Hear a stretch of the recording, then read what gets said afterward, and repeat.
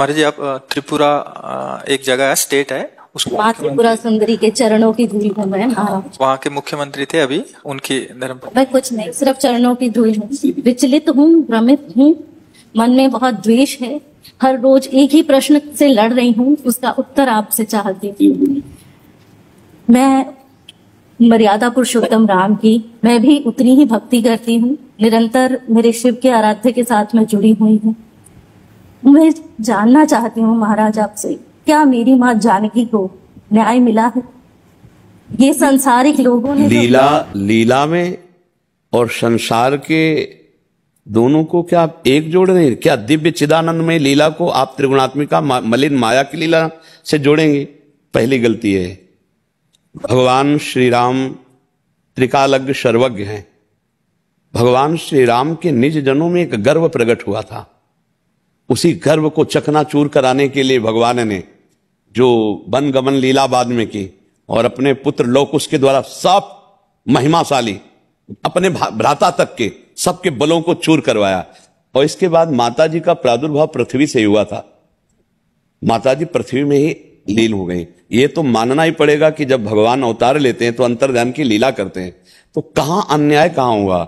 आपको जो लग रहा है कि एक धोबी के कहने से प्रभु ने ऐसा किया, नहीं, निमित्त बना करके अपने समस्त निज परिकर के गर्व का मर्दन कराने के लिए लोकुश को वाल्मीकि के आश्रम में प्रादुर्भाव कराना और समस्त अपने महारथियों के बल को चकनाचूर कराना और फिर उनको अपने राज सिंहासन पर विराजमान कर, अन्याय कहां हुआ? ऐसा लगता है। नहीं, आपको क्यों लगता है? आपको लगना ही नहीं, क्योंकि आपकी बुद्धि जो है वो त्रिगुण माया के अंतर्गत है और भगवान की जो लीला है वो त्रिगुणातीत है। चिदानंद में देह तुम्हारी विगत विकार जान अधिकारी। ऐसा नहीं, आप उस विषय को नहीं जान सकती है। जब तक उस कोटि की दिव्यता नहीं होगी तब तक आप उस दिव्य लीला को कैसे समझ पाएंगे? जैसे हम आप मिल जाएं, अब इनके आगे हमको आपको खेल दिखाना है, तो हम आप बैर विरोध का अगर भी खेल करेंगे तो इनको लगेगा कि गुरु शिष्य में बैर विरोध कैसे हो सकता है। लेकिन जब ये हमारे आपके रास्ते को जानेंगे तो हंस देंगे कि दोनों मिलके चले थे, इसलिए ऐसा खेल खेले थे। तो रावण कुंभकर्ण जय विजय है ना, भगवत पार्षद है ना, भगवान का अवतार एक लीला विनोद के लिए हो रहा है ना। तो जानकी जो भगवान की अर्धांग से प्रकट हुई है, वो भूमि से प्रकट होने की लीला है। भगवान की अर्धांग है जानकी। जैसे शिव और शिवा अभेद हैं, ऐसे राम और जानकी अभेद हैं, ऐसे राधा और कृष्ण अभेद हैं। इनकी लीला जो होती है उसमें रहस्य छुपा होता है। तो अपने जनों, अब भगवान के निज जनों का गर्व कौन मर्दन कर सकता था? भगवान का अंश ही कर सकता था। अब भगवान अयोध्या में रखकर ऐसा नहीं कर सकते थे, इसलिए वाल्मीकि जी के आश्रम में उनको, हाँ, वो लीला है भगवान की और ये मिलकर लीला है। ऐसा नहीं है कि जरा भी कहीं भी अन्याय।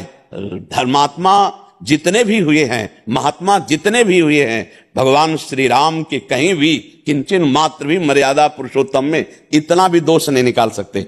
तो फिर वो अपनी प्रिया के साथ ऐसा कैसे कर सकते हैं? वो तो उनकी अर्धांग है, उस लीला को समझना है। तो आप उनमें पहले तो ये भाव हटा दीजिए। हाँ, वहां लीला थी जिससे सबको बांध दिया, सबके अभिमान को चूर कर दिया। आप देखो ना, और फिर आकर के विराजमान होते हैं अयोध्यापति के समीप आकर ही तो विराजमान होते हैं। और जानकी जी का प्रादुर्भाव भूमि से हुआ, इसलिए भूमि में अंतर्ध्यान हो गई। और अंतिम लीला आप कृष्णावतार में देख लीजिए, अपने सामने अपने वंश को कटवाते हैं कि नहीं कटवाते?